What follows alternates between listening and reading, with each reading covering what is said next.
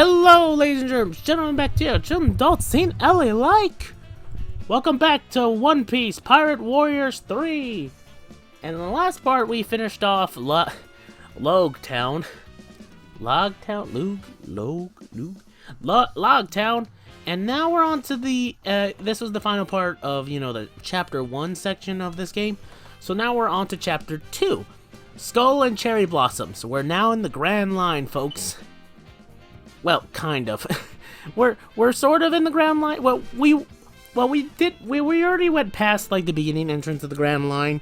Now we're just straight up in a little bit further down the line in terms of One Piece's story from here to there, because quite a bit happened since, you know, the log town since then. I'm pretty sure the game will explain some of it. I mean, there's one character we gotta explain that's kind of important to this next chapter, or these next few, like, things, because this next arc is kind of interesting. So, I guess the game will explain it once we get to it.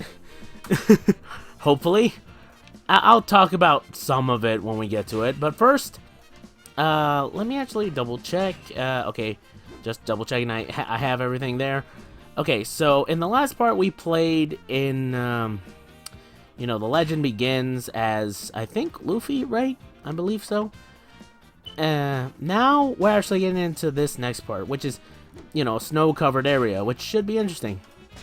Let me check the legends real quick. Special attack. Without a villager fleeing. Oh, Jesus. Okay, oh, wait, right. I'm already playing on hard, so... Treasure events. Use Luffy to battle Blank within a time limit. Protect Blank. Let's see who I have. Okay, okay, I guess no one. No one knew, at least.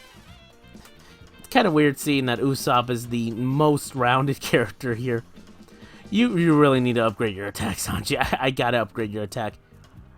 Let's see, recommend a level 14. Considering I'm level 25 for some of these characters, yeah, that makes sense.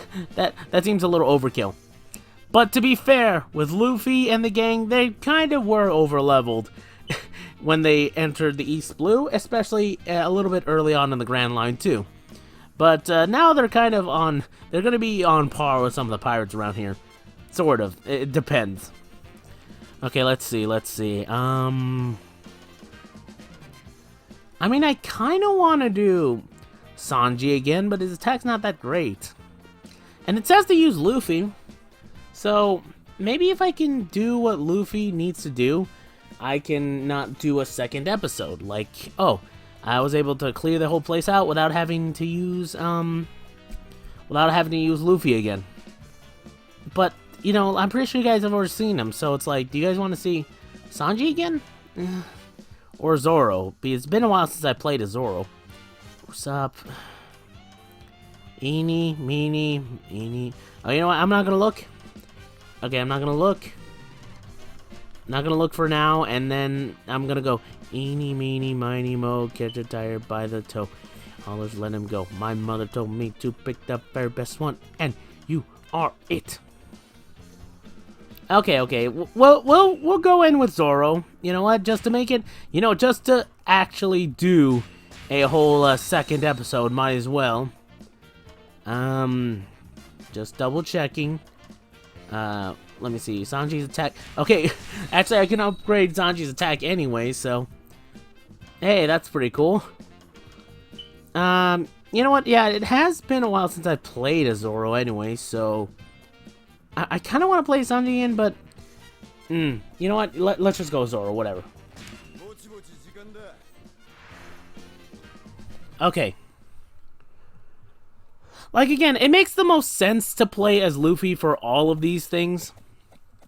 But, at the same time, I kind of want to, like, show off the characters I'm playing a little bit, to a degree. Not completely, because I'm not going to be able to show everything, but still.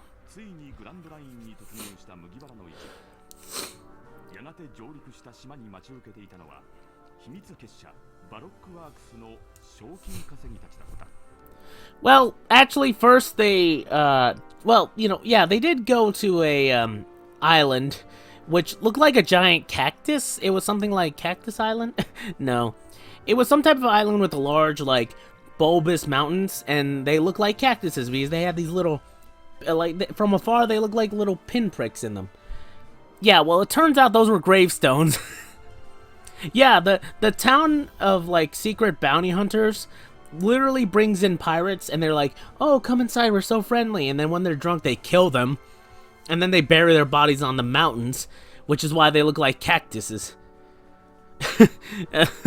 That's a pretty dark, like, revelation. It's like, holy. One Piece can get pretty dark despite how silly it can get, or how weird it is. And I kind of love it for that. Okay, one other thing I do want to mention. Before they met, before they had to go to deal with Baroque works, they actually met up with a giant whale named Laboon, who's going to be important a little bit later on, but he was a whale who kept on smashing his head against Reverse Mountain, the place, Okay, Reverse Mountain, real quick, is a large mountain peak sort of thing, which has rivers, or, these spouting bits of water that that are connected to the other blues. Like I said before, there's different types of blues, blues, which are basically the 4 oceans of One Piece, because One Piece is split up into an odd little, like, segment of land. One large land that goes, like, north and south, I believe, that goes across the globe, north and south, called the Red Line, which separates 2 large bodies of water. But the blues themselves are separated again by the equator, which is the Grand Line. The Grand Line is a hostile sea, which has a little bit of an odd effect on it, which, separates the seas even further. So that's why there's 4 oceans, or the blues as they're called. And they're based off of, the cardinal directions: east, north, south, and west. So anyway, we came from the East Blue. So anyway, Reverse Mountain is the point in which everyone can, from the blues, can enter the Grand Line through. They go up large, streaming, like, things, like powerful streams that go up the mountain, and then there's a point in which it goes down into the Grand Line. But only one part of the Grand Line. The other half, you have to go all the way through the Grand Line, and then under the Red Line to enter the second part of the Grand Line. So keep that in mind. Sorry if I'm, explaining this. I just really want to. But yeah, Laboon in the first part of the Grand Line was smashing his head against the Red Line in order to try and break through, because he wanted to meet up with some old friends of his that he is trying to find, but we'll discuss about them later, because that's important too, but you'll see later.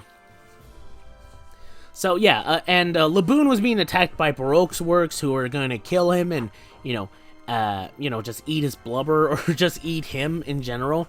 Thankfully, the Straw Hats stopped them, and now this is where we get into the whole secret society, because, they had to go to where these assassins / bounty hunters were coming from, and the town that they went into was actually so welcoming that they, dropped their guard.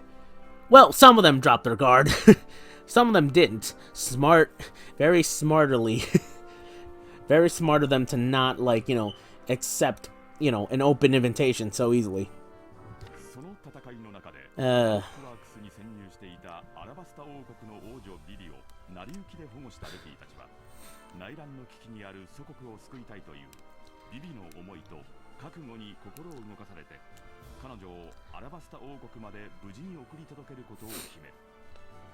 Yeah, during the whole fight with the town of bounty hunters, it's revealed that one of the bounty hunters is this Vivi girl, which is, a princess, who was, undercover in the Baroque works to figure out who Mr. Zero is, which is the leader of all this whole thing, which is, who also is causing this whole civil war situation in her kingdom of Alabasta. I'm hoping to God I don't get in trouble for saying Alabasta, because it's almost sounding close to another word. But I understand what it's supposed to. I know what the word means. It's just that word always, it's so close to another word. So yeah, Vivi is a princess that we're trying to help. Uh, that's kind of interesting, honestly. In all honesty, not like the first time I read that, I was like, okay, did not expect that turn. I just thought it was just gonna be this whole situation of, oh, this whole Baroque works is being like bad guys. We might as well take them out. So this was actually kind of an interesting turn for the story. It's like, even further plot development and more interesting plot elements. Though we won't be touching on it like immediately, we actually detoured a little bit away from this whole saga, just for a bit to deal with something else, and that's why we're here in the snow place. Because Alabasta is a desert, like a desert country-like place. So, or at least a desert-like large landmass. I'm not sure how large. Maybe not a continent size or, country size or state. However, in the middle of their hurried voyage,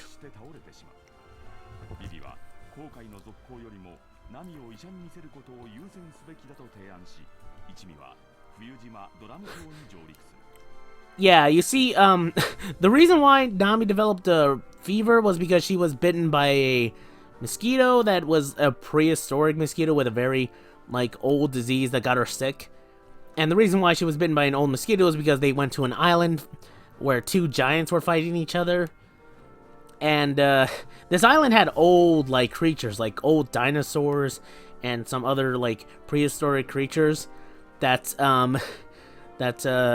what was it? Oh, yeah. That they were fighting, that just existed on this island, and one of the old animals bit Nami and gave her a bad fever. And also on this island was also more of Baroque works that, the whole gang had to deal with. So, that's another thing just to keep in mind.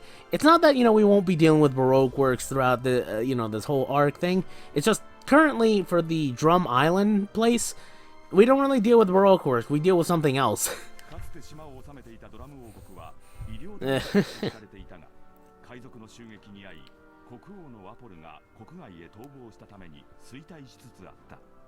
Yeah, this guy's a coward.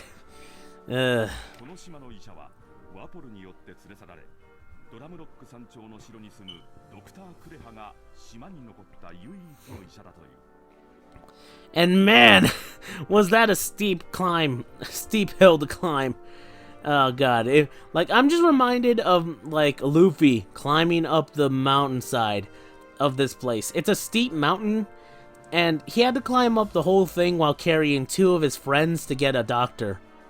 And my god, he literally climbed until his hands started bleeding, and he was developing frostbite. Oh, Jesus Christ. Thinking about it, it's just tough, but really shows, how, tough and how much Luffy really cares about his friends.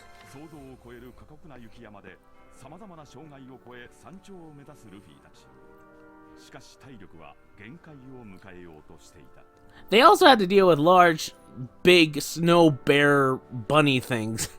I think they're called Lopun. No. They're called. You know what? I'm pretty sure they'll show it anyway. I forget the names, but hey, Luffy was able to pull through and even get those animals to help him. Actually, so hey, at least there's that. Yeah, see, this is exactly the moment I was talking about. But you know what? Considering that this is, not as graphic as the anime or manga, it's going to not look as, bad as I described it. Luffy looks just fine. He does not look like he's about to freeze to death. And also, you may be wondering, why is Sanji in Luffy's mouth? Quite simply, he had his back broken when we got caught in an avalanche. Luffy, I think, may have caused an avalanche, or it was either that or the giant snow bunny things that I was talking about beforehand. And I think it was, actually. But anyway, during the avalanche, Sanji got, separated from them and landed on a tree, or, tree branches, and broke his back.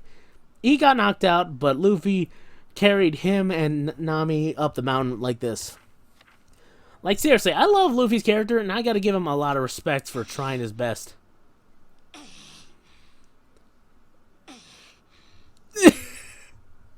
I'm sorry for laughing at this part, but it sounds like the freaking pufferfish. Oh.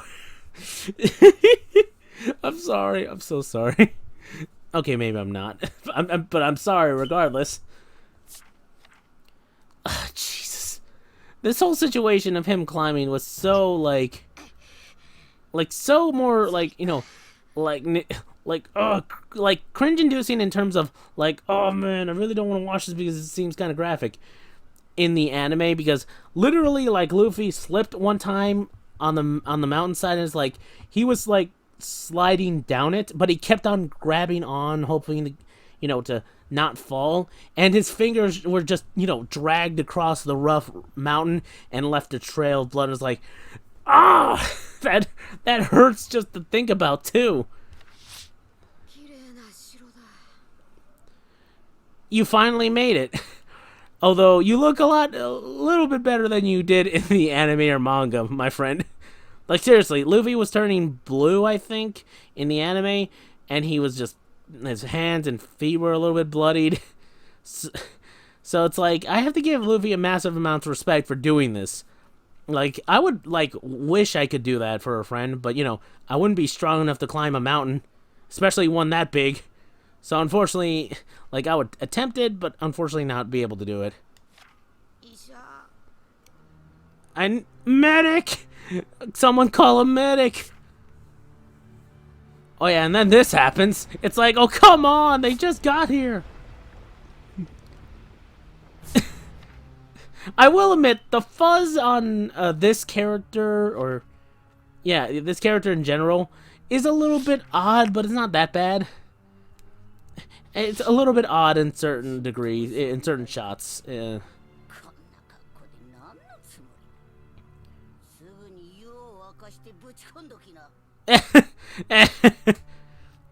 I like how she has two sets of glasses, even though I think she only has one. Or maybe she did have two and I didn't notice. Yeah, he's definitely frostbitten over, looking the same as before. Like I said before, the whole, you know, being in this game and not being as graphic isn't a bad thing. It's just, you know, it makes certain scenes a little bit less impactful sometimes. But if you're a fan of the series and you know what's happened to them, well, it's fine.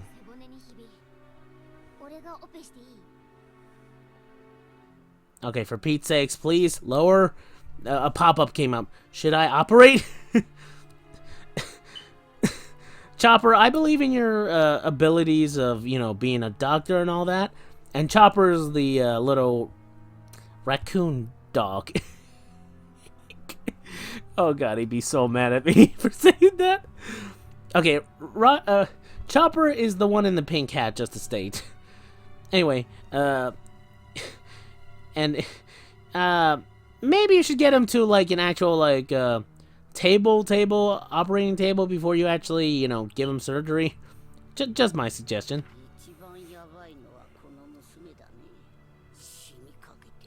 Yeah, that old fever from, like, that old mosquito is no joke. Like, Jesus. Okay, like, see? Here, it looks like he's actually, like, a little bit sick. Although it looks like he just got a tan. That's supposed to be, you know, Luffy, you know?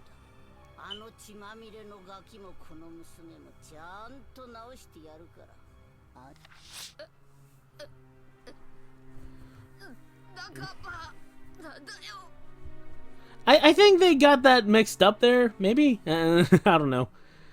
Maybe. Like, let me see the next part. Okay. Okay, yeah, by the way, in this scene, yeah, that's basically the same thing that happened. Well, Luffy, you know, just said, help them first. Literally, even though he's, like, bloodied, frostbitten, he literally wants them to help his friends first before him. That's pretty cool, honestly. And Chopper was actually moved by this, which is, you know, also nice, and also a little bit of hints of something, but...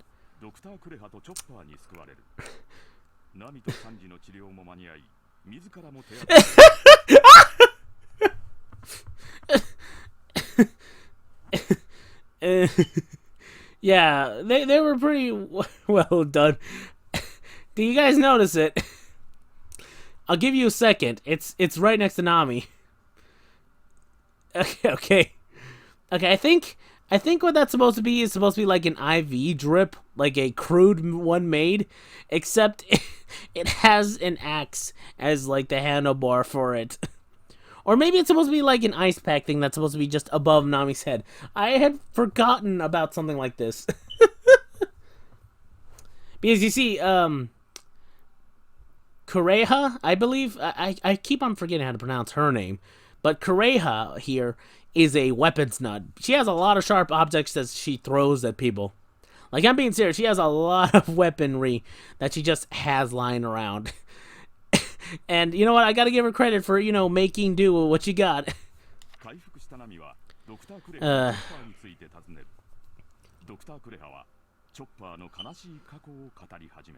Because of course he does. He's a main character in this entire series too. Well, a main crewmate of Luffy's. Spoiler alert, he's gonna join Luffy's crew. I mean, he's a unique animal creature that's able to talk and transform. I'd be surprised if he wasn't gonna join the crew. Anyway, yeah. So yeah, of course he has a sad past. I'm sure they're gonna talk about it somewhat.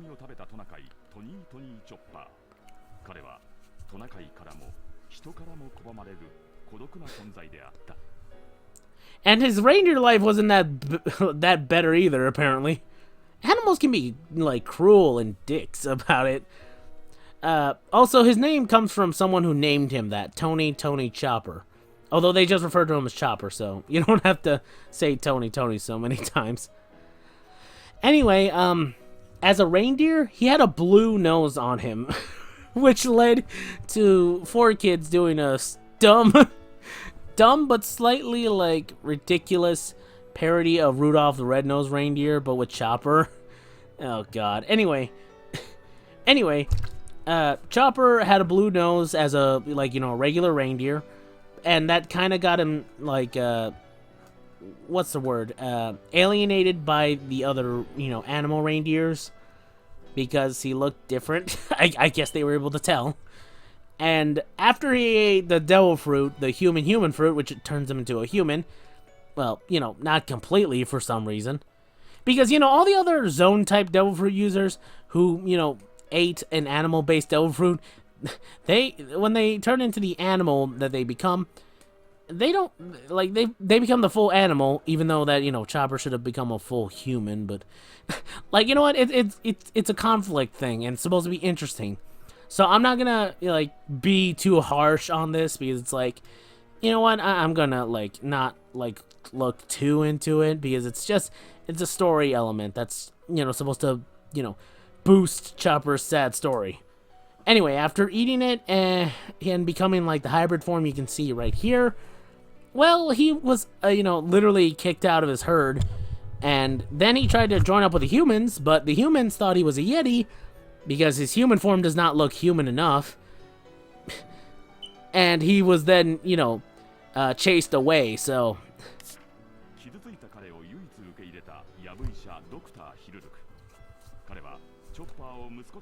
Here, look.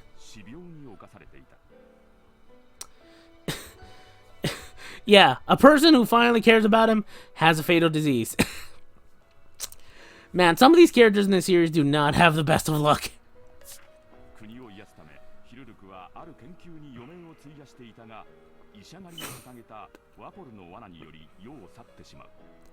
So yeah, Chopper just, somewhat, got inspired by Here Look and decided to, follow in his footsteps on being a doctor.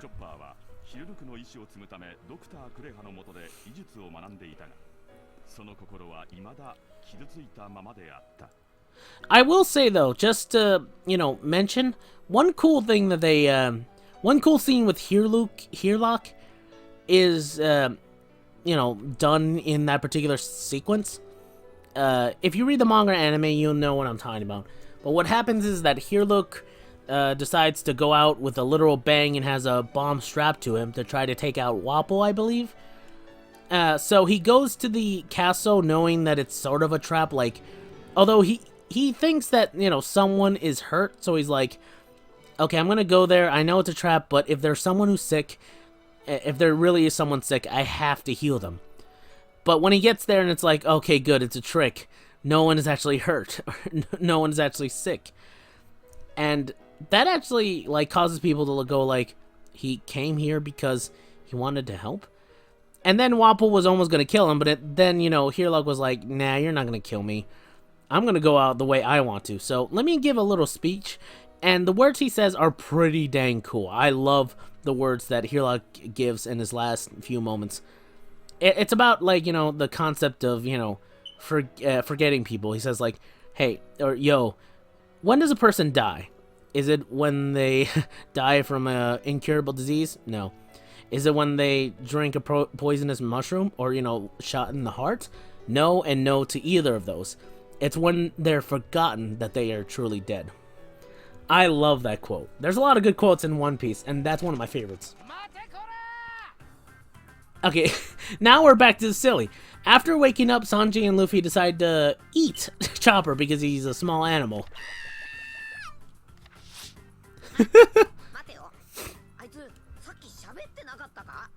Yeah, the raccoon dog talked.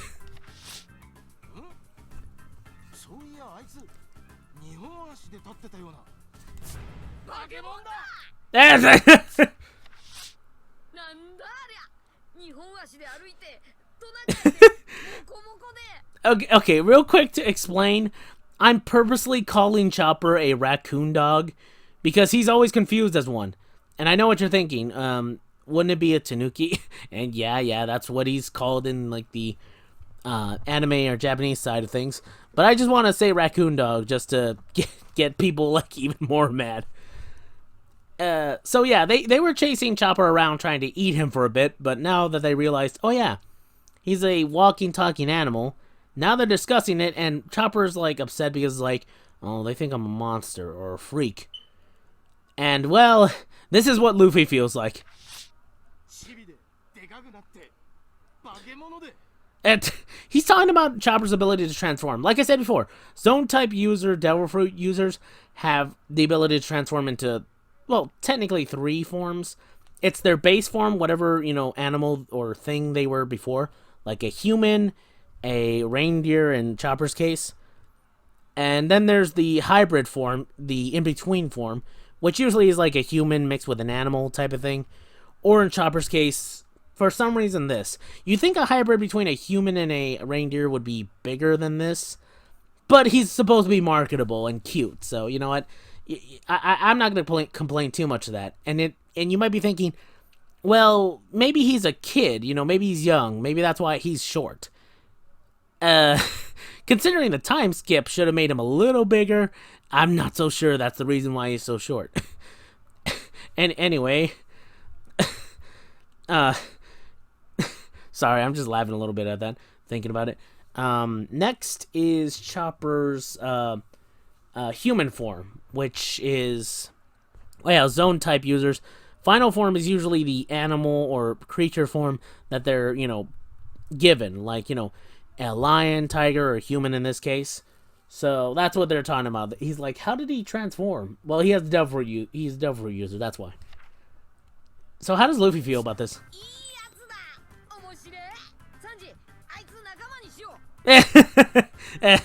Yeah, Luffy does not care whether or not you're a fishman, you're a creature who is eating devil fruits. He thinks it's cool, and he wants you to join his crew if you're cool to him.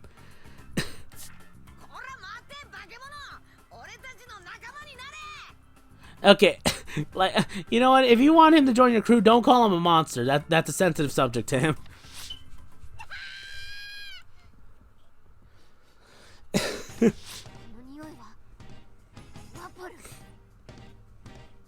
Yep, Wapol's here.